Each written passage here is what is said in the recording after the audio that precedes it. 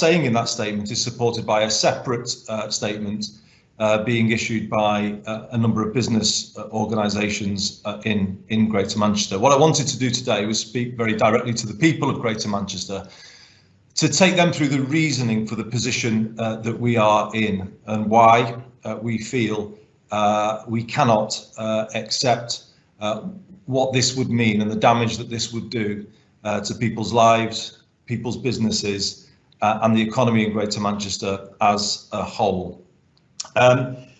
If I could kind of start with where I left off on Saturday when Steve and I did our joint press conference, and that was to raise the worry about restrictions without support, to put places under regional lockdown restrictions, but without providing the substantial support that is needed to protect people through that. And I want to kind of move things on, if you like, given what we now know about the Tier 3 proposal, by making reference initially to the words of the Chief Medical Officer at the Downing Street briefing on Monday evening, because the CMO said very clearly that he was not confident with the 3 tiers proposal if it did no more than the base case. By that I think he means closing pubs, that would be enough. Those were his words, that base case would not be enough. And he went on to say that local leaders would have to do significantly more if Tier 3 was to have success in bringing down the number of infections. So what I wanted to do today was to explain in human terms what significantly more, in the Chief Medical Officer's words, means. And I'll just go to a slide, if I may, which quantifies what the effect would be on people of the Tier 3 proposal as recommended by the Chief Medical Officer, that substantial range of closures that will be needed, in his words, to get those infections down. And this slide gives you those figures: 20,000 people employed in our 1,900 pubs, 63,000 people in accommodation and food services, 32,000 in entertainment, recreation, 20,000 taxi drivers who would be impacted by these proposals, 7,000 in hairdressing and beauty, 187,000 people who are self-employed. You know, a huge number of people will be directly affected by the widespread closure of businesses in these sectors. And beyond this, of course, there are many more businesses that would be affected, the suppliers to these industries that wouldn't be covered by the government's proposals with regard to support. If we were to go down this path, we would be, as I said at the weekend, surrendering people here to certain hardship in the run-up to Christmas. Absolutely no doubt about it. Job losses, certainly, and of course, business closures. Now, we have objected to the idea that a furlough scheme should be paid at 67%. And the Chancellor on Monday said, oh, well, people will be able to top that up with universal credit. Well, we have run some checks and we have found that if you have someone on the national minimum wage working 35 hours a week, earning around £14,000 a year with no children, no housing costs, they would not qualify for that universal credit top up. So it's not correct to say that everybody would be able to top up their income in this way. And of course, at present, as well as an incomplete furlough offer, as we have on this slide, there are 187,000 self-employed people who would have no access to a support scheme to protect their income through this. And that is what's at stake here. And the question I would have for the government is this: in developing these proposals for a tier 3 proposal where substantial chunks of the economy have to be closed down without significant support for people and businesses in those sectors of the economy, have they done an impact assessment of what this would mean? An assessment of the mental health impact on people of forcing this level of closure across the economy in a situation where the support can't be provided to those people to stop them worrying about their bills, worrying about feeding their kids, worrying about paying the rent. I want to see that impact assessment if it's been done, because in our mind, that the health harm that would be done by an underfunded tier 3 option of the kind that we're being pressurised into accepting would do significant health harm to the people, families and communities of Greater Manchester. And that is something that we are not prepared to accept. In our view, what is being proposed here is fundamentally flawed. On the one hand, what we're being told is it will only work, it will only get the results if there is full closure.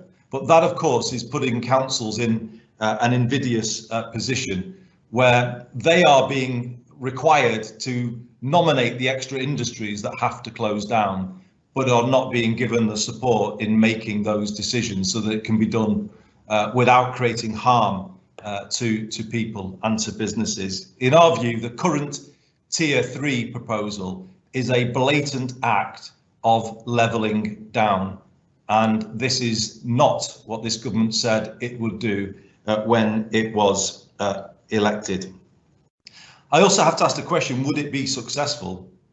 A regional lockdown of this kind, even if you went for a proposal of the fullest extent, it would nevertheless still only succeed if neighbouring areas didn't have high case levels. So areas could go through all of the pain of doing this and still not find that they were able to bring their infection rates down, because obviously everyone is linked to what their neighbours might do as well.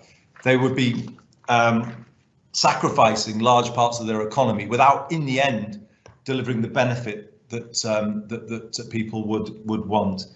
And it feels very much to me in putting this pressure on council leaders, in making them make these decisions. The government is very much passing the buck and passing the bill to local areas. And I don't find that acceptable. We've gone from an approach that was about whatever it takes to get the country through this to a penny pinching approach to this pandemic, where the cost will fall very much on people in the real world whose businesses are already close to the brink. And here's another slide that I could just show you in terms of the economy in Greater Manchester at the moment.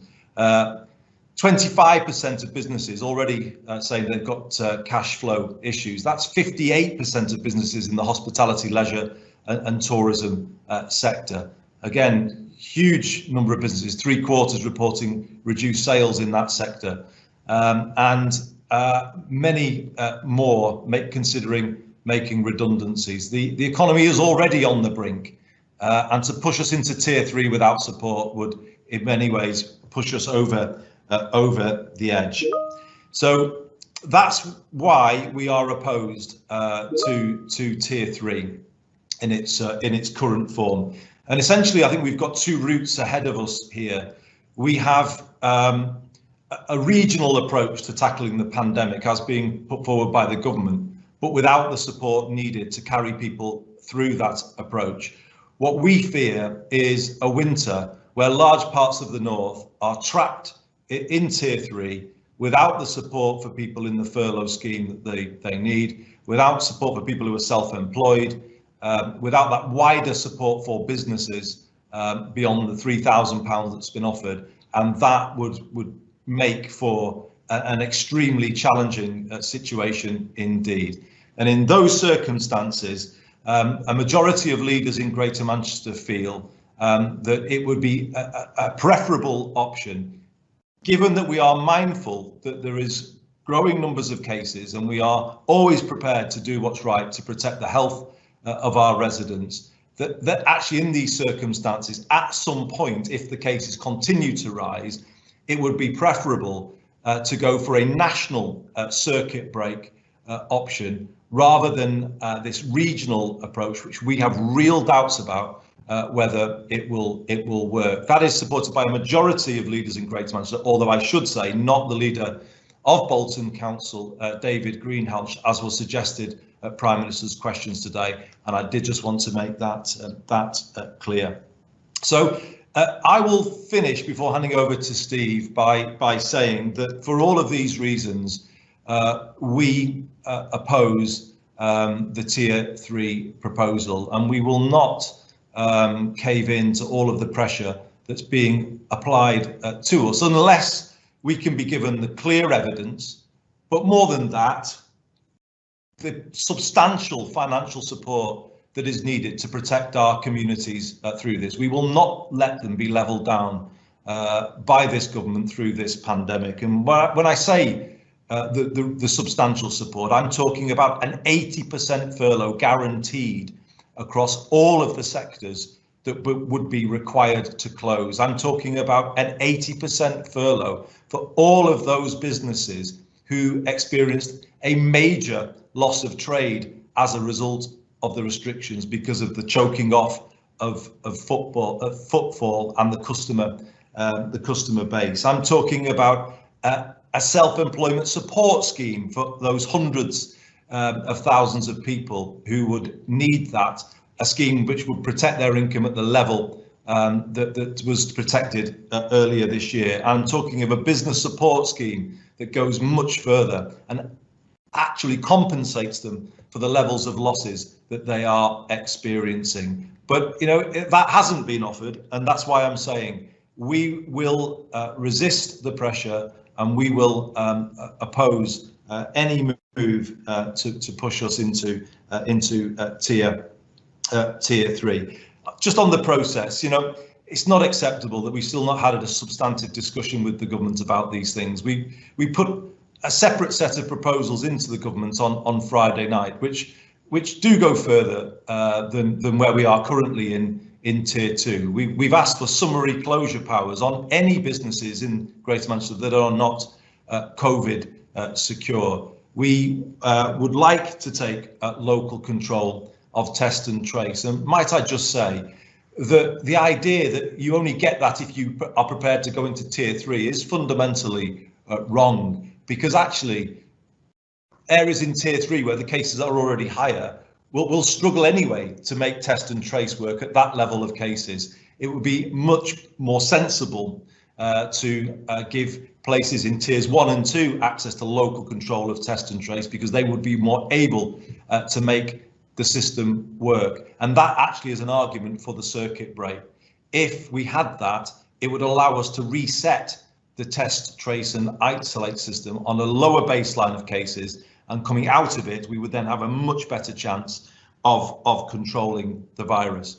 But we feel, all of us here in Greater Manchester, that the pressure has been applied to us. We've not been given the chance to discuss our proposals yet with ministers, and it's not acceptable to read that we are about to be placed in tier 3 because of all of the damage that we believe that would cause. So that's the Greater Manchester position that I've laid out. I will now hand over to my good friend and colleague, the most famous man in Britain this week, the Mayor of the Liverpool City region, Steve Rotheram, and might I say, as far as I'm concerned, it was wrong that it was suggested that Steve had agreed to everything to put pressure on people here, because that wasn't a truthful reflection of what happened. And from our point of view, we will be standing together today in saying we do not accept being treated this way by the government, and we are very much together in making our arguments today. So Steve, over to you. I think infamous is the word you were grasping for, Andy. Look, the reason that myself and Andy decided to do this jointly today is because we thought it was important to comment jointly on the events of the past few weeks and the impact they're going to have on the Northwest. And it has to be said on the whole north of England also. And of course, we're great friends and people know about the rivalries in Liverpool City region and Greater Manchester, but actually there are things that we have in commonality, and there are less things than people would imagine that separates the two regions. So what we have to do is to stand together and be strong and work together, and that's what we've been doing. And some people don't get that. A number of people have said to me that the government is trying to play divide and conquer with our region and the north, and I'd hate to think that any prime minister will be doing that in the middle of the most serious crisis our country has faced since the end of the Second World War. I don't believe that that would be acceptable. This should be a time where we set aside party political manoeuvrings and focus all of our energy on beating this harmful and often still deadly virus. Unfortunately, too often I get the sense that government are doing things which divide our communities instead of standing by them and trying to get us to unite. Rather than working with us over the summer, for instance, by devolving power and resources that Andy and myself and our local councils had requested to tackle the coronavirus in our areas, it wasn't actually until Friday that we were asked for our input. But over the last few days, we've seen what that has meant when we've entered the era of Devo blame. However, Andy and I are absolutely clear. We're not going to be allowing ourselves to be divided. We're not going to allow our regions to be divided, and we will do our damnedest to ensure that the North is not divided for that matter. And we're not going to stand by while the government plays politics with us, or we're not going to stand by and not do anything about holding the government to account. People will hopefully already know, because you'll have seen what's happening in our area, but the Liverpool City region is in a very dangerous moment. The numbers in our region are increasing incredibly rapidly. Infection rates have risen exponentially, and you'll see that on this slide showing the increase in the 7-day positivity rate since the start of September. Now, despite these figures, a lot of people have been asking why our region has been singled out, pointing to the infection rates in other places. But the infection rate, of course, is only one indicator of the situation and not the only factor that the government takes into account. In our area, our cases aren't just confined to young people. We have a higher percentage of our cases amongst people aged 60 and over, who are at the greatest risk from COVID. And we'll see that on the next slide, showing the age profile of our cases. And in our area, hospital and intensive care admissions, where our region has less capacity than others, are rising sharply. Currently, there's a real and present danger that our NHS could be overwhelmed, our NHS. And I think this is demonstrated on the final slide showing hospitalisations in the region, which have almost doubled week to week. The number of people in our hospitals across the region have more than doubled from last week to this. Now, Liverpool alone has the highest, this is the city of Liverpool, has the highest levels of hospitalisations in the country and the third highest in Europe. The COVID outbreak isn't on its way in our region. It's already here. It's doing serious damage as we speak. There are people walking around our region today who will be in hospital or worse in the coming days and weeks, but who don't realise it yet. With each passing day, that number is going up and up and up. And the situation in our region is so serious that the government didn't give us a choice about whether we could be in tier 2 or tier 3. We were going into tier 3 no matter what. And unfortunately, the sad fact is that looking at current trends, while we might be the first region in tier 3, unfortunately, I don't think we're going to be the last. A lot has been said over the last few days about what went between our region and the government and what were them talks and what really went on. And so I don't really want to dwell too much on that. But I said my piece yesterday and made it clear that this, what we've got, tier 3, was done to us, not with us. So I'll let people decide for themselves whether they believe me or others on that fact. But people, I do realise, are frustrated by the new measures. Nobody wants to curtail freedoms or damage the economy and the sectors in our city region and cause hardship for anyone. But we have tier 3 restrictions in place from today, and they are the law. We have to all abide by them, just as we did back in March, and everybody needs to take it as seriously as they did back then. Now, we have no choice, but the alternative is to see our city region overrun with sickness and death. And of course, this thing about the long COVID, and that is no choice for anybody at all. So I was disappointed to see the shameful scenes really from a minority of people in Concert Square last night in Liverpool city centre, and I think that's being condemned by leaders in the area. And actions like that don't help anyone. Instead, they only risk making the situation worse and potentially making the restrictions even last longer. So we would say to people, it was unfortunate. The pubs are closed now, and hopefully we won't see a return to anything like that. Now, we may not have had a choice about the new restrictions, but we do have a choice of how we respond to the new restrictions. And time again, we've pressed the government on the need for extra financial support for those businesses, the jobs, and the people who are going to be hit hardest by the imposition of government of those new restrictions.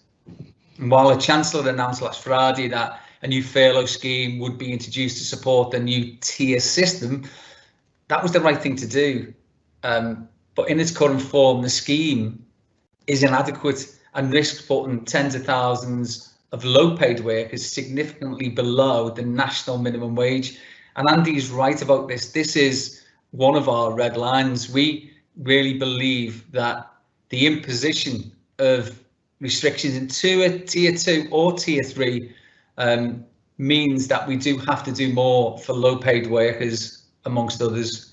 I'm concerned that the direct support to businesses is also less than that offered during the national lockdown back in March. So on Sunday, I spoke with the Prime Minister about the issues in our area, and on Monday I was invited to attend Cobra, where I put those concerns directly to him on behalf of the elected leaders who'd asked me to go and represent them, and also the 1.6 million people in our city region. And as a result, we've secured a commitment from the Prime Minister that the government will continue to engage in meaningful talks with us on these matters. And so today, myself, the Mayor of Liverpool, Joe Anderson, and our 5 council leaders have written to the Chancellor, and we're asking for those talks to be stepped up. We need to accelerate those so we can reach an agreement as soon as possible.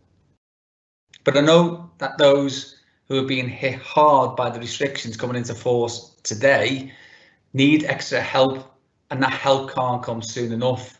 And I know what it's like to run your own business, you know, worrying about whether you'll be able to keep the lights on. So whilst we wait to see if we can get those further concessions from government, working with them in the best interests of the lives and livelihoods in our city region. We're going to step up to the plate locally. We're not just going to wait for them to do it. If the government won't act to protect local jobs and businesses, then we will. And less than 2 weeks ago, we announced the only local scheme in the country for businesses affected by what was then similar to Tier 2 restrictions. And we've put up to £40 million in an emergency stopgap scheme. But now that we're Tier 3, we face a slightly different set of challenges and restrictions that are going to hit the economy. So we'll be announcing a revised emergency stopgap scheme to take account that we are now in Tier 3, and with those restrictions we aim to improve on the furlough scheme announced by the Chancellor, Furlough Light, and we're going to have a local furlough and business support scheme that will do what the government have failed to do. And our intention then is to fill the gap left by the national furlough scheme, you know, downgrading something from 80% to 67%. That's no good, because that will force businesses to close. But also there'll be plenty who remain open, but will be detrimentally impacted, of course, by the reduction in footfall, for instance. So we'll be doing something, and we'll be releasing the details of that scheme and how we're going to operate it as soon as we possibly can. And we will announce the final details of all that tomorrow. But the message is clear. We're in Tier 3. The government put us into Tier 3, and we need to do everything to provide stopgap funding that the government should be providing on those Tier 3 authorities. And we shouldn't be in any doubt that they need to keep their word about working with us meaningfully to get that additional support for our businesses who are desperately in need of help. And we're not going to allow them, the government, to do lockdown on the north on the cheap. And so Andy and myself stand together united to push the government to do the right thing, not just by the government, but by the people. And with that, I'll hand over to Andy to take any questions. Thanks, Steve. It's really clear what you've said. And, you know, I know the position you've been in the last few days, because we took a difficult decision here back in the summer to accept local restrictions. You know, the suggestion has been that you and I wouldn't take difficult decisions. Well, we have done. And people here have been living under those restrictions for 10 weeks. And we will always do what's right to protect the health of our residents. You will, I will. Our city regions are in different positions today. We've got lower number of cases here than you, although we were higher before. And our hospitalisation rate is lower as well. But therefore, we've got a different argument about Tier 2 and Tier 3. But Steve, where we're absolutely united is we should neither of us be facing the prospect of Tier 3 without substantial financial support. And it's really quite disgraceful that you are in that position and you still are having to ask for conversations with the Chancellor. Fundamentally unacceptable. So with that, Ross, I'll leave it there, and we'll dig into people's questions if that's okay. We've got a lot of questions today, so thanks very much all that have submitted them. I might not get to take follow-ups, so I'll just do my best to get through them the best I can. I'm going to go to a question from Leslie Day at BBC News at 2:01 PM. For Andy, you say you will not accept Tier 3. What does that mean in concrete terms? Will you go against the measures if Manchester's moved into Tier 3 by national government? And a similar question from Steph Oliver at Sky News. How concerned are you that central government will ignore you and the other GM leaders and move Greater Manchester into Tier 3 lockdown restrictions? And do you have any meetings with central government about this issue? Well, thank you both for your question. So I was quite clear in what I said at the beginning. We won't accept it on the current terms because, as Steve has just described, they were put in it without the support that they needed. And we just think that is morally wrong because you're risking people's health in a different way. You're risking a mental health crisis on top of a pandemic, where people start worrying about their jobs, worrying about their businesses. It's just not right to do that to people. And in our case, as I said before, that's hundreds of thousands of people who would be put in that position. So the message I've got is we wouldn't accept tier 3 on the current terms, the terms that they forced onto Steve Rotheram and the Liverpool City region. I've been quite clear, it's an 80% furlough across all of the industries closed, but also those industries suffering an indirect major loss of trade. It's a self-employment scheme at 80% for everybody, freelancers and others who are affected by these proposals. It's a proper business support scheme to stop businesses with cash flow problems going bust. That is what we are talking about. And until anything like that is on the table, we would not be able to accept the tier 3 proposal, because they are asking us to commit an act of self-harm in levelling down our economy. So it will be for the government to decide whether it wants to do that. I would put it to them that it is to break the very main promise upon which they were elected. We've been waiting all weekend actually to begin discussions with the government. I believe we have a discussion later today with the Deputy Chief Medical Officer to talk about the latest evidence on Greater Manchester, and that is welcome.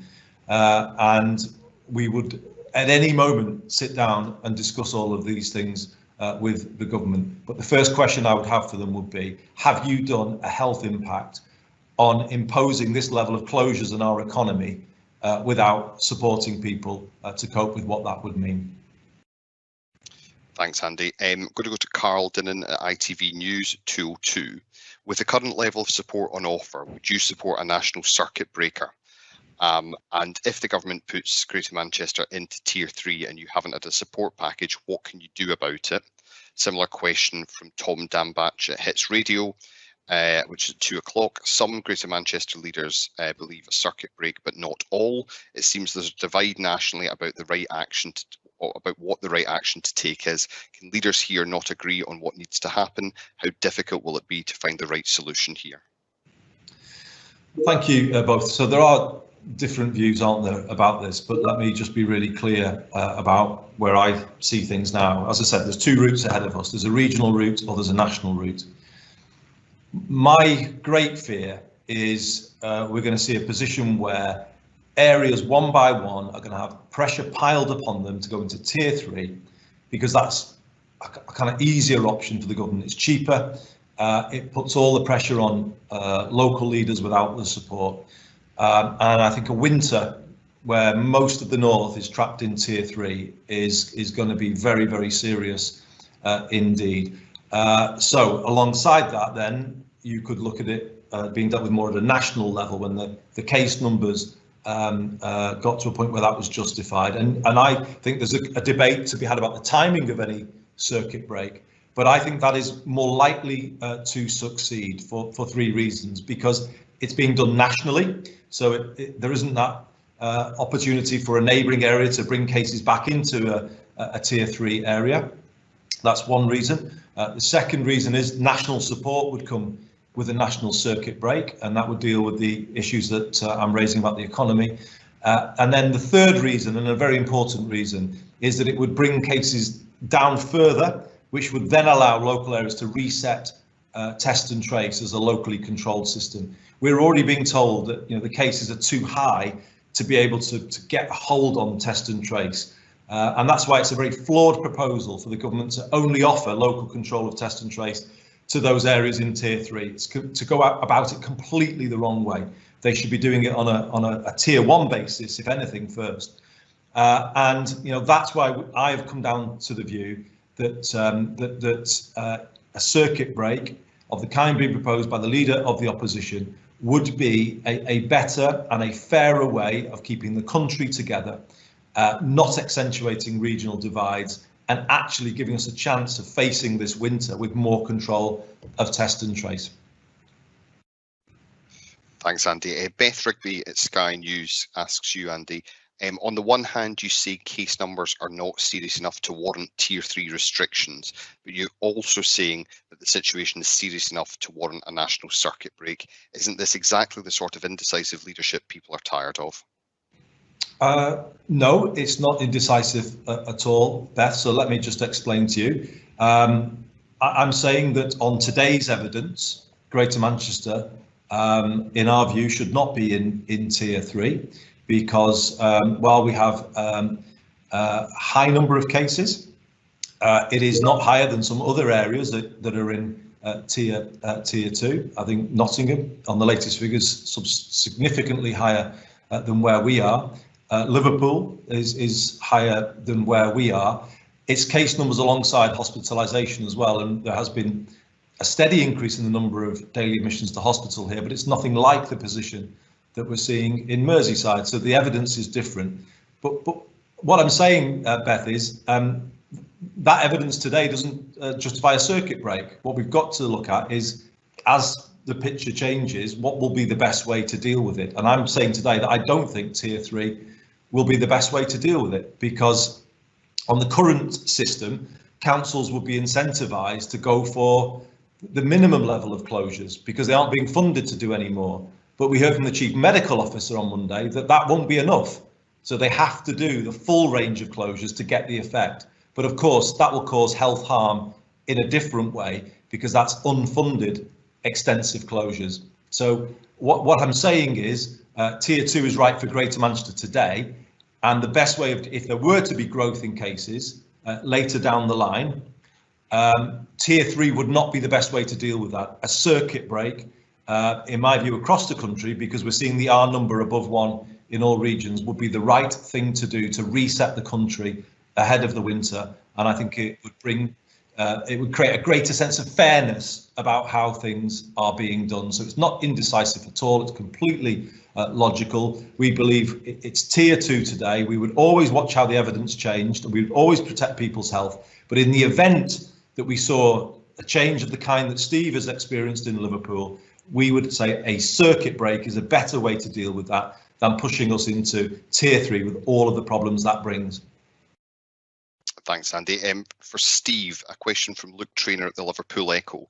Keir Starmer is today calling for a circuit breaker lockdown rather than individual local restrictions, saying the latter has failed to work in the past. Was your preference for the Liverpool City region to be subjected to a short 2-3 week circuit breaker lockdown rather than being put into Tier 3? And can you discuss the merits of the system city leaders would have preferred and which particular systems you would have pushed for? Thanks, Luke. What we would have preferred is exactly what the proposed circuit breaker would do, and that is to follow the science. We've asked all along if the government could provide us with the scientific basis for the sets of restrictions that we've had, and we've had several iterations over the last few months. People might not know, but just 3 weeks ago, we had a new set of restrictions that only came into force a couple of weeks ago on the Saturday morning. And before they'd even had time to be assessed, we read on the following Wednesday that we were going to go into Tier 3. And we knew we were going into Tier 3 because it was on the front page of the Times. And so we've had very little in regard to wriggle room. But Sage said that we should have a circuit break of 2 to 3 weeks several weeks ago. And if that had to come into force, I believe that would have had a significant impact on the exponential rises that we were seeing, because that's the thing about those exponential rises, they're compounded every single day by more and more people who are spreading to more and more people. And if it had been a few weeks ago, I believe that we would have started to get in our area the virus under control, and potentially we wouldn't have needed to even go into Tier 3, and we would have been out of it a lot quicker, because what we don't want is a prolonged period of the economic pain that we know that Tier 3 is going to cause, hence our campaigning for additional resources.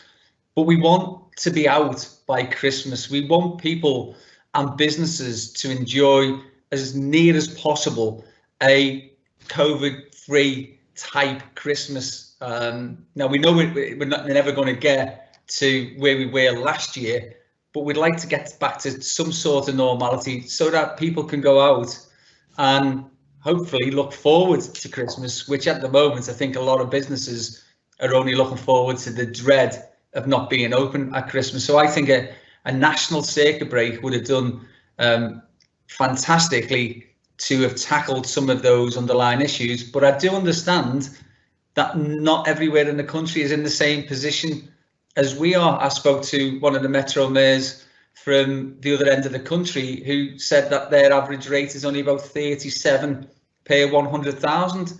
We've got an area in our city region that a few weeks ago was on 100 per 100,000 and today is on over 700 per 100,000, and that's the differences in different areas. So I believe Keir Starmer is absolutely right that we at some stage are going to potentially look towards a nationwide circuit break. Thanks, Steve. Two more questions for you specifically. Eloise Linford at Radio City asks, how close are Liverpool's hospitals to breaking point? What plans do you have in place for the growing numbers of cases, and might it reach a point where staff need to pick and choose who to treat? And Leslie Day at BBC News last night saw young people on the streets angry with the police, gyms refusing to close. Who is to blame for this division, and who is to take ownership of it? Well, just on the first part on the hospitals, it's not me saying anything. The hospitals will be making a statement today. The hospitals are concerned that they could be overwhelmed by the sheer numbers of people who are presenting with COVID symptoms, and of course the strain that puts on ICU and on other functions within the hospital. And people talk about the Nightingale Hospital in Manchester. I think many people don't really understand. It's in Manchester, but it's the Northwest Nightingale Hospital, and they're on standby because we can see the trends. And so our hospitals do everything that they can, and everybody loves the NHS, and quite rightly so. But those people, moving on to the second part of the question, those people who were out on the streets last night, they could be endangering their own families, but they could be endangering the frontline staff, the heroes who for 7 months have had to go beyond the call of duty to treat people with those symptoms. And there could be people who have now got COVID symptoms from last night that won't manifest themselves for a couple of weeks. And I think that is, sheer madness for people to be putting themselves in the situation, but potentially to become spreaders of this terrible disease. And just on the last one about, who's to blame for this, I genuinely don't think that is a good space to be in. But the one thing I would say, I think it's irresponsible of the government to try to devolve blame. We all need to be in this to try and work together to get the numbers in our areas down. And that's why myself and the council leaders entered into those talks on Friday night, because we want to preserve life, but also we need a package of support that preserves the livelihoods of the people in our area.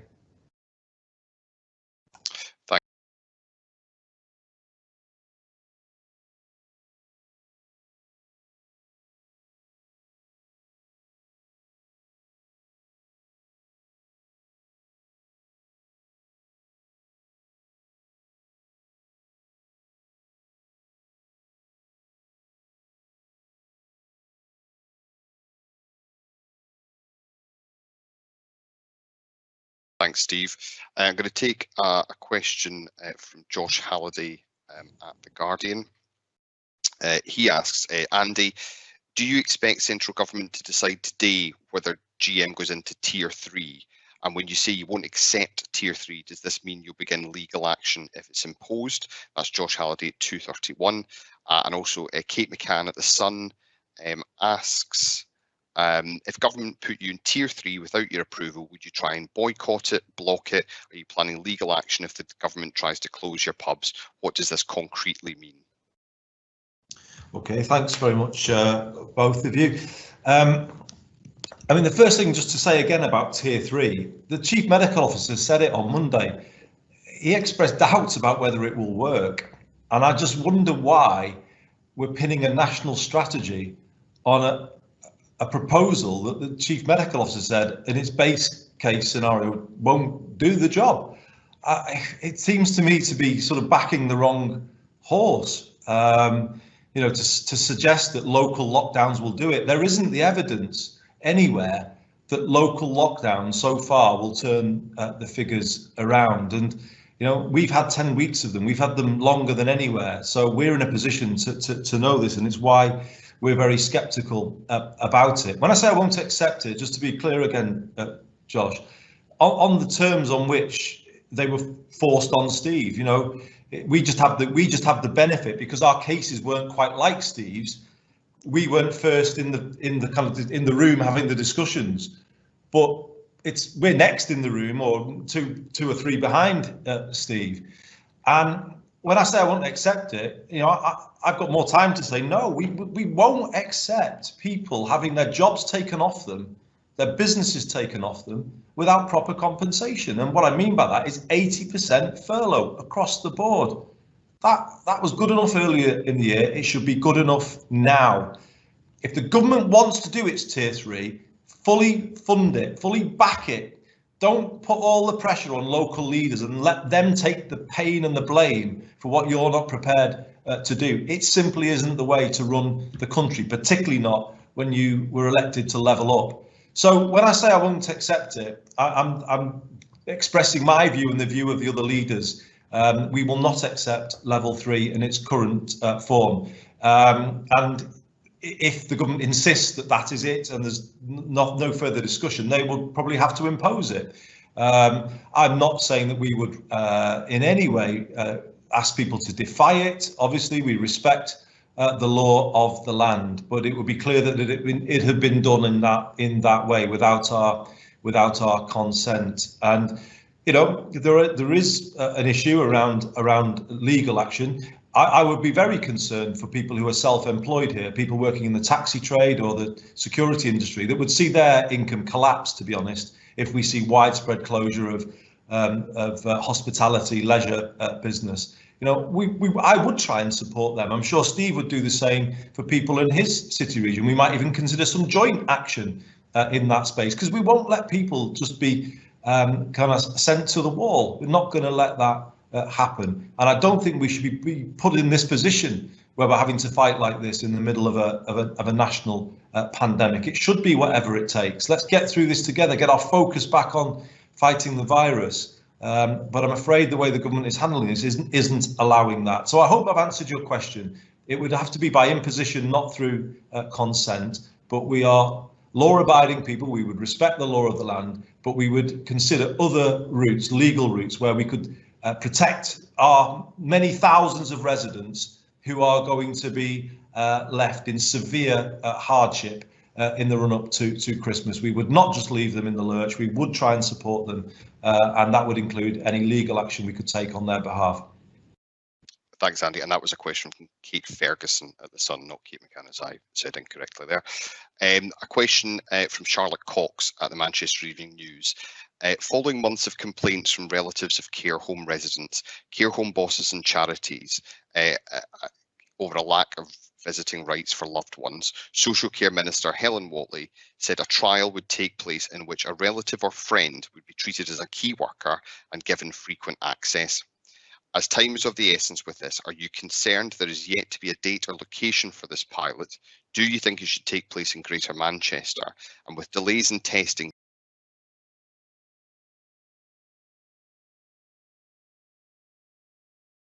do you foresee there being an issue with the plan to have relatives tested weekly? Thanks, Ross. That was Charlotte, wasn't it, with that question? Charlotte Cox. Such a harrowing issue, Charlotte, particularly when you hear some of the reports on the Today programme this morning of residents and families who've been affected by this. So absolutely fully with you, and we've agonised about this issue as Greater Manchester. I think this goes to the heart of the handling of this situation. I think from a national point of view, in the Gold meeting or in the discussions that are had around it, I think they see the virus and they've got a laser focus on the virus and how it's moving and where it's transmitting. But I don't think they've got enough focus on people and their lives and what's happening, the collateral damage, if you like, from the national response that we're mounting at the moment, and particularly how that is felt by families whose loved ones are in care homes. I think we should work hard to create the best circumstances we can in each care home to allow visits to happen on an exceptional basis. And I think we need a lot of effort going into that. That's what we would like to see here in Greater Manchester, of course, with the necessary controls. But I think it is essential now that people in care homes see that people worried about loved ones in care homes get to see them, and there is some form of regular contact that can be established. I think we've hit a point here where that has to happen. Thanks, Andy. Another question for you from Andrew Noel at the Wigan Post. Will you look to maintain a uniform approach across all of Greater Manchester, or would you support councils taking different approaches across the city region should the number of cases, hospitalisations and deaths diverge considerably? Well, thanks, Andrew. But yeah, we saw that in the summer, didn't we? And it wasn't a good experience. And in retrospect, it was quite divisive. I think we're in a different position now. I think we do have to approach this as Greater Manchester. The logic of the government's tier system is asking us to do that. I think, we kind of went down that path earlier in the summer. A patchwork of different arrangements didn't work particularly well. I think we do now need to stick together as Greater Manchester, and obviously the statement issued today is by all of the 10 leaders and myself. It's a very clear position, it's unanimous, it's cross-party, and we will be going forward on that basis. Another one for you, Andy, from Andy Bounds at the Financial Times. What level of hospital admissions would you endorse before entering Tier 3? So Liverpool City Region was about 60% of the April peak when it did so. The problem with the question, if I could just say, Andy, is the implication that Tier 3 will definitely work. I mean, we've effectively had Tier 3 in Bolton. There may have been some impact on the figures, but I think it's a big assumption at this stage to say that you just go into Tier 3 and it automatically turns things around. I don't think it does, and that's what the Chief Medical Officer, if I was hearing him correctly, was saying on Monday night. For Tier 3 to work, it has to be widespread closures. And obviously you then have to balance those widespread closures with what the health harm is in a different way. So it's why I've said we're in an invidious position. Of course, we watch the health statistics. We will always do what's right to protect the health of our residents. Our hospital, if I could give you a few figures, if it helps. About 30% of our ITU capacity in Greater Manchester is currently occupied by patients with COVID. So that is reasonably high, but of course it means that there is a significant amount of capacity that isn't occupied in that way. We've seen a steady increase in the number of people being admitted to hospital, but it's by no means the exponential increase that Steve and colleagues have experienced in the Liverpool City region. So we are never complacent about the health figures. But it's what I'm saying to you is if those figures did rise, what I'm saying to you today is it's not Tier 3 that would sort out those figures more quickly. A national circuit break would be more likely, in my view, to turn those rates of hospitalisation down the other way. And that's the judgment the Leader of the Opposition has come to. It's Sage's judgment. I think that is the right judgment. If you want to turn the figures around, it is much more likely to happen with decisive national action than it is with a kind of halfway house Tier 3 option that is not fully funded and therefore not fully comprehensive in terms of the cover it can provide. Thanks, Andy. A question for both, two questions for both you and Steve. We'll go to you first. Is the breaking point, Dean Kirby at the Eye, Is this a breaking point in relations between devolved northern regions and central government? And are you expecting the government will impose Tier 3 this week, and what will GM do in response? Jess Forbes at Global. People seem to have lost sight of why the restrictions are needed. It feels like things have turned very political with the talks of deals being made and broken over restrictions. Do you think this is the case? So Andy, do you want to take those two first, and we'll go to Steve? No, I don't think it's a breaking point. It's certainly, a tense sort of moment. But no, I mean, I keep reiterating it. I've said it all year. I'm willing to work with the government to get this right. But I think what's created to the climate that we've had in recent days is what Steve referred to. You know, the briefing to newspapers about pubs being closed, the meetings that were had at the weekend where we were just basically being told to accept our fate. I mean, that isn't acceptable. You know, we can't do that. We are elected, both of us, to represent millions of people. We have to do whatever we can to protect them in terms of their health, but their livelihoods as well. And that's what we're doing. And this is the reality of this system of governance that the government created. You know, mayors are there for a purpose, to represent the best interests, as we see it, of the people that elected us. And we're doing our job. And I think it's now for central government and Whitehall to understand this system more and to work with it in a more collaborative way than it has been doing throughout this. It hasn't been listening. You know, how many times have you heard me on this press briefing say we need local control of test and trace, people on the ground? At the weekend, you know, I heard the community secretary saying, you know what, we've got a great new idea. We're going to put people on the ground to do contact tracing. It is so frustrating because councils up and down the land have been saying that for months and they haven't been listening. So no, I wouldn't say it's a breaking point. It's a period of turbulence, certainly. But I would still say to the Prime Minister today, if you do the right thing, if you support people properly, if you remain committed to levelling up, not levelling down, you know, there is a way of bringing an accommodation here and coming back. I personally don't think Tier 3 will work, but as long as it's a fully funded and backed Tier 3, it has more of a chance than doing it on the cheap, as Steve Rotheram has said today. So no, this isn't politics or party politics, to answer the second part of the question. It's representation, and there's a really big difference between those two things. When Steve and I left Westminster, we left the point scoring and the party politics there. We came out of there because the two of us love the northwest of England. It's where we're from, it's what we care about. We care about the place, its people.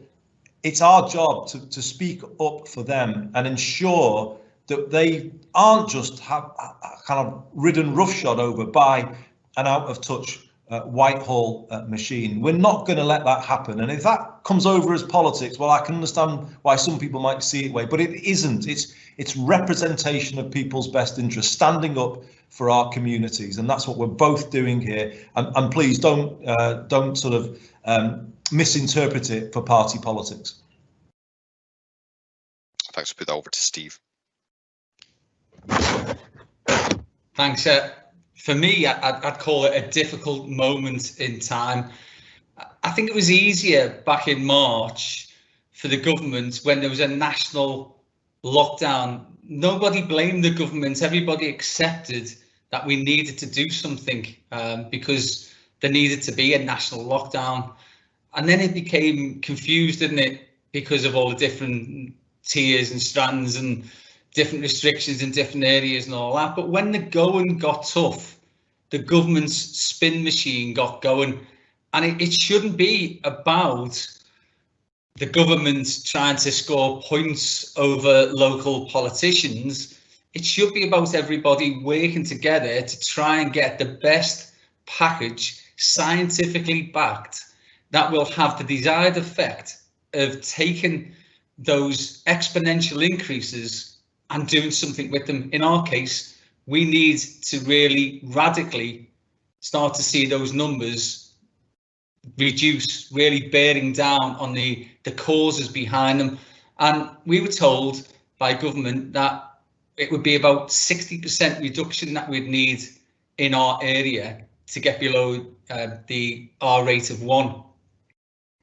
But they didn't give us all the tools at our disposal. For instance, they said you can't close schools, you can't close universities, you can't close the retail sector, etc., etc. So it left us with very little wriggle room, and then we were presented with a fait accompli. This is your suite of restrictions. You know, this is what you're going to have to take. It's not party politics to try and fight for the best deal from the areas that we represent. You know, Andy's got 2.5 million, whatever it is, more in Greater Manchester. I've got 1.6 million people in our area. That's who we represent, and that's what we will do. And by the way, the government, whether they voted for them or not, also represents those 2.5, 3 million and the 1.6 million in our area. So there shouldn't be differences, and that's why we put aside those party political positions when we went into talks, and we genuinely wanted to get a deal that we could go out in our area and say to people, look, we don't know whether actually those measures are the right measures, but let's put that aside. And the reason that we don't know is because we've asked for the science behind them and we've not been provided with it. But the government says they're going to do this anyway. And so what can we get that will ensure that we can have a wider, comprehensive business support package? So when we do come out of whatever the restrictions are, that then means we'll have businesses who will be able to still function.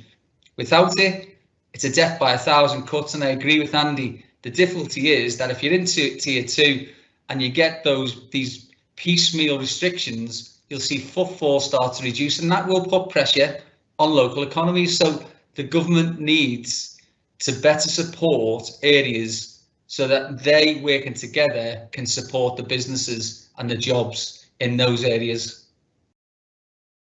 Thanks, Steve. I think we'll go for another 15 minutes, if that's okay, with the mayors. We started a bit later, but I'm not going to be able to take follow-up questions from those who have asked. I'll just try and take those who haven't had a question yet. So, Andy, to you first. Kevin Fitzpatrick, Radio Manchester. Is a circuit breaker inevitable, and do you support one as if government say it's required? And then I'll take Phil Munns, his colleague in Merseyside, for Steve.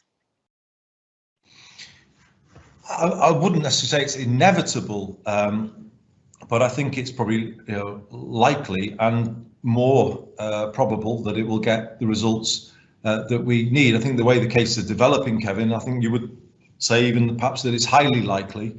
I personally think there is a debate about when the optimum time for that would be, so that we get maximum benefit going into the winter. I think the key period for me is the early part of January.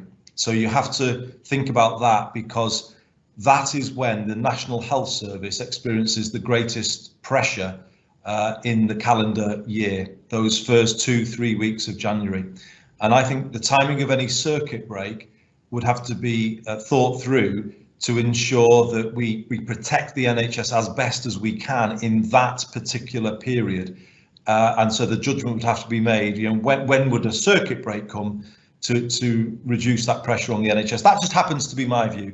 I agree with the leader of the opposition that a circuit is needed. I've come to that conclusion. I say it's likely. I think it's almost certainly going to be needed at some point. Whether that's immediately or a little bit later down the line is to be debated. But I think the key is helping the NHS, preventing it from becoming overwhelmed over the winter period, and I think that's the key thing that should determine the timing of any circuit break. Thanks. And Steve, Phil Munns at BBC Radio Merseyside. Joe Anderson has told us he's considering a 2-week break for Liverpool schools this half term to try and reduce the new infection rate. He says between a quarter and a third of pupils are currently self-isolating. Do you think this is a good idea, and is it something you would advise all council leaders in the Liverpool City region to consider? Well, I wouldn't presume to advise council leaders to do what they're elected to do. They'll do the right thing in their individual areas.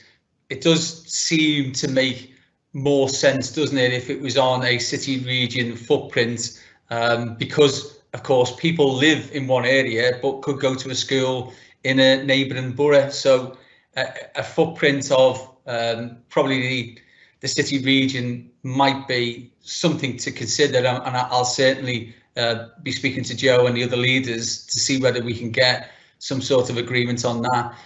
But the problem with all this is that schools being off mean that people won't be able to go to work. In lots of our working class communities, they are the least able to work from home because many of them are doing front-facing roles, and that needs to be understood by the government. That's why we're being so determined, and I'll just repeat it again, to get a fair funding package for our area. We're not asking for handouts, we're asking for what the government did back in March. If it was right in March, then it's right today. And we've been put into tier 3 through no choice of our own, and the government needs to stand by us, because we need to demonstrate, if the government want to, that tier 3 restrictions can work. And then other areas might say, okay, I've seen what's happened almost as a pilot scheme in the Liverpool City region.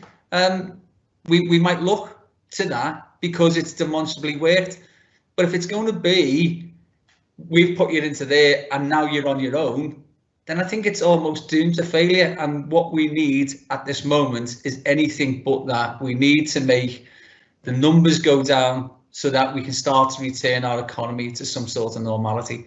And just on a final point about the sort of the challenges locally that you can do, you know, Andy's talked about potentially what he might be thinking of with regard to legal challenges. I think the thing that we might well be talking about collectively is getting together and challenging this presumption that people can live on 2/3 of their wages. Because we're in tier 3, that hits the hospitality sector, and the hospitality sector has some of the lowest paid jobs in the country, and we have some communities that disproportionately rely on the likes of hospitality jobs. So for me, it appears to be discriminatory that the government is saying, well, you know, we gave people 80% in March, but because it's happening to somewhere in the Liverpool City region, you're only going to be able to get 2/3 of your wage. I don't believe that there'll be many places that they will be able to cope, and I believe therefore it could be discriminatory, and we can't ask those at the bottom of the wage ladder to be having their incomes cut by 1/3. You know, will everything that they have to buy be cut by 1/3 also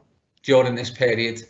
I don't think that's the case, and therefore we're going to be having further discussions about whether we come together to see whether there is a case for us to take forward. Thanks, Steve. Andy, for you, Jen Williams at the MEN, your own modelling shows that our beds will be at April peak levels at the end of this month. When you're also trying to play catch up with the electives, are you not overplaying the idea that our hospitals don't have a problem? No, I wouldn't want to appear that we're in any way complacent about the situation in our hospitals, Jen. The leaders and myself have had a very full briefing on the situation today. So Richard Lees updated our meeting today and did point out, actually, though, that the pressure on our hospitals this time is different, in that there are more treatments available to patients with COVID than there were before, and because of that there are fewer on mechanical ventilation, and those on mechanical ventilation end up occupying beds for much longer. So there is certainly a lot of pressure, but it isn't entirely the same as the wave that hit us in April, May, and again we'll be learning as we go along. So we're not in any way complacent about that. Please believe me when I say that. But actually, I come back to what I was saying to Kevin Fitzpatrick.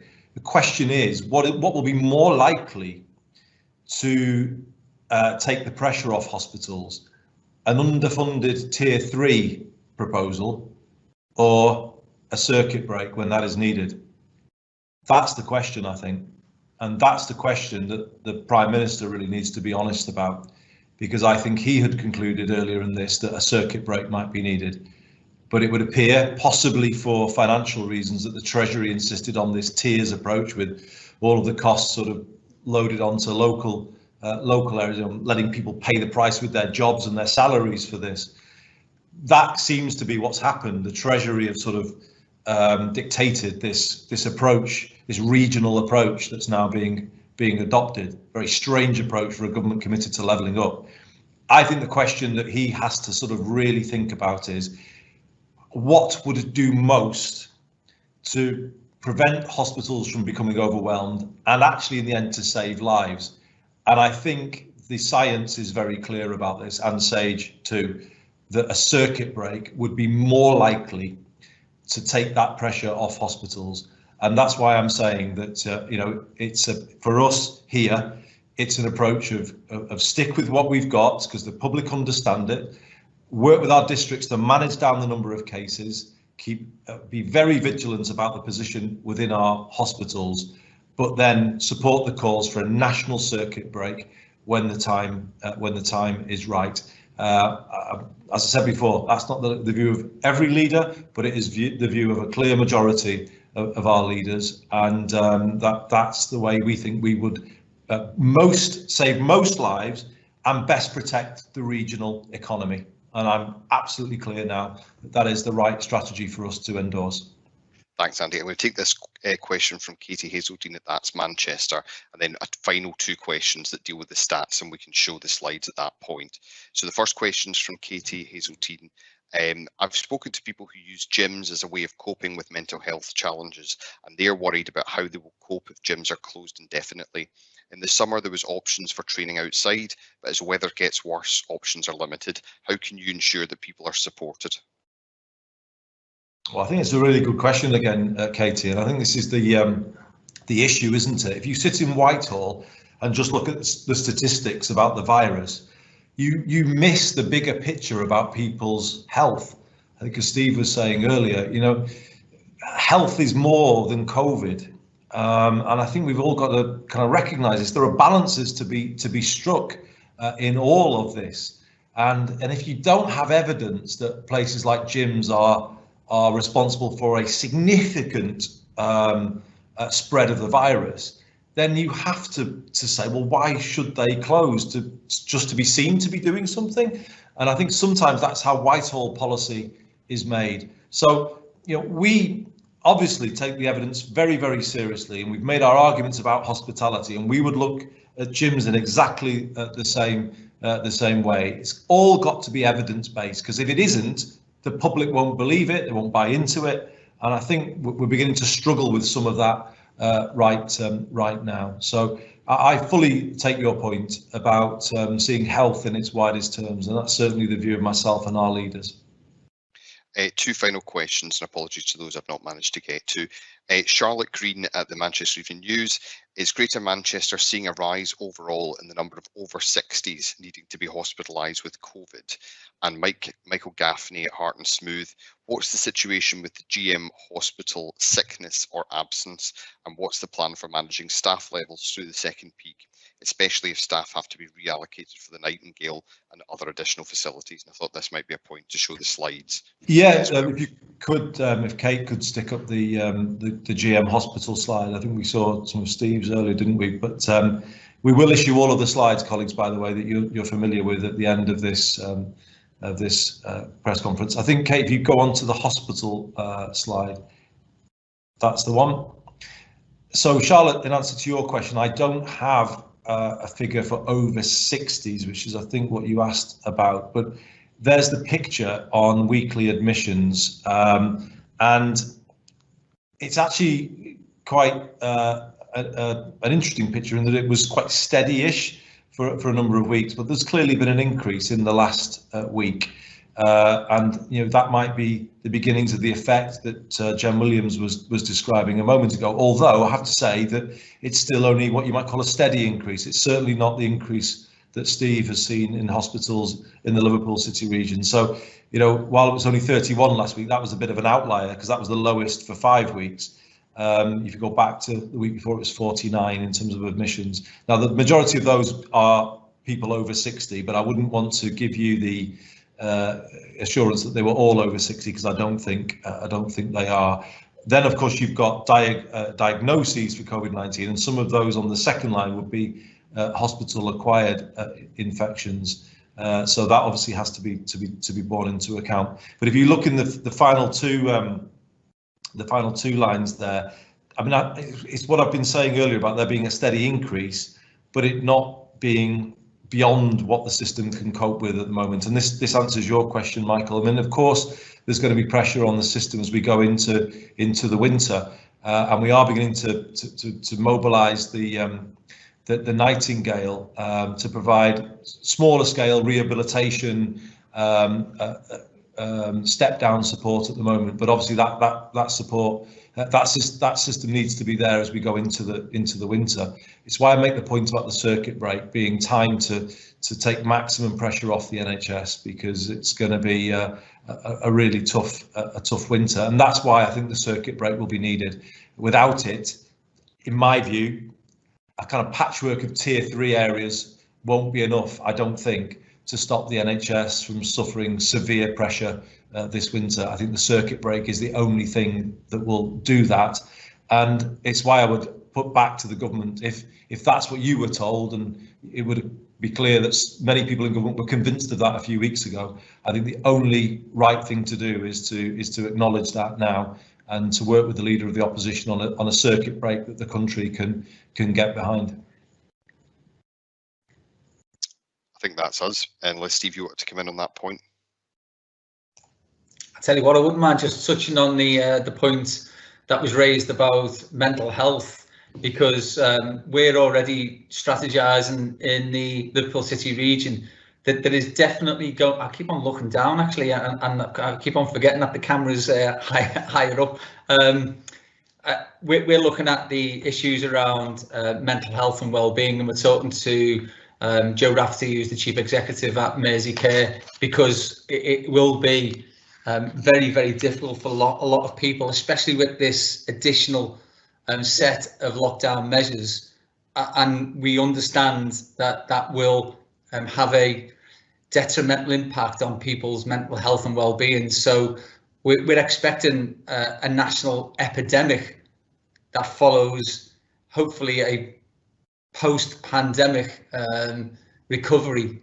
But of course, those people will need additional resources, and that's what we're looking at: capacity issues and developing capacity to ensure that those people who will be suffering, and there are people who are suffering at the moment, we need to be working together again with the national government to say what comes next. And I think this is a big moment for everybody, and the Cinderella of the sort of NHS, which has always been mental health, really does need to have the resource provided to it so that we can respond to the demands in the next few months and beyond. Thanks. I'll just hand back to Andy. Well, thanks, Ross, and thanks everybody for your questions. And I'm really pleased to be able to do this jointly with Steve today, because we're not going to, as we've said, be divided, or the impression given that we're not on the same page, because we're on completely the same page, as you've heard. Just on the legal question that I raised, it wouldn't be to fight tier 3 per se. It would be to support people discriminated against as a result of that, as Steve was saying, and I think he was indicating that we would be prepared to look at acting jointly for people there, people who are self-employed, people on a 67% furlough who couldn't access universal credit. So that's not an idle threat. We will do anything to protect our residents, particularly those facing real hardship running up to Christmas. So, just want to be clear about that. But from here, we will go into discussions with the government. This thing is not resolved yet. It's up to the government what it wants to do. But if a regional approach is to work rather than the national approach put forward by the leader of the opposition, I think I would just say to the Prime Minister and Chancellor, fully fund your regional approach to give it half a chance of working.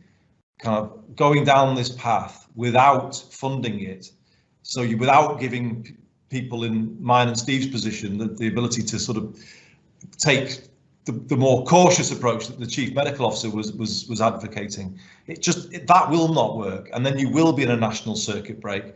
And imagine where that will leave the country if that's where it gets to. So we've hit a critical moment on this journey against the virus. You know, for anyone saying that Steve and I are playing politics, we have worked hard all year to work with the government constructively, and it remains the case. If they deal with us properly, we will deal with them, and we'll come back together.